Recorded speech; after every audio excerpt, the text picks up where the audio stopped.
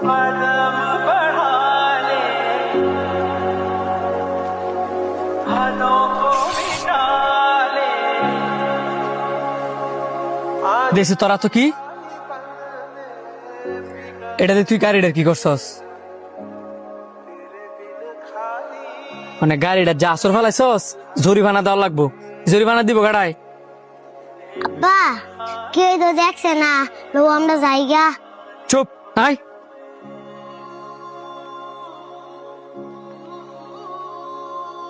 বড় ভাই, বাইরে যে নীল কালারের প্রাইভেট কার ওইটা কি আপনার? জি আমার। কেন, কিছু হয়েছে?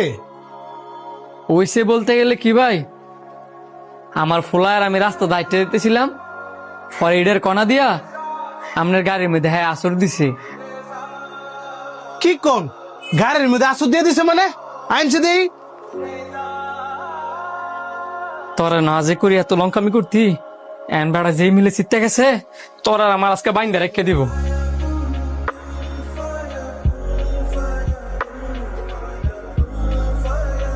আপনার ফুলা এটা কোনো কাম করছে? গাড়িটার মধ্যে কত বড় আসর দিছে? ভাই আমার ফ্লায় তো বাচ্চা মানুষ, হ্যাঁ বুঝা করে নাই। এন আপনার এই দায়িত্বটা সারাইতে কতটা লাগবে আমার কোন, আমি জরিমানা দিয়ে দিমু।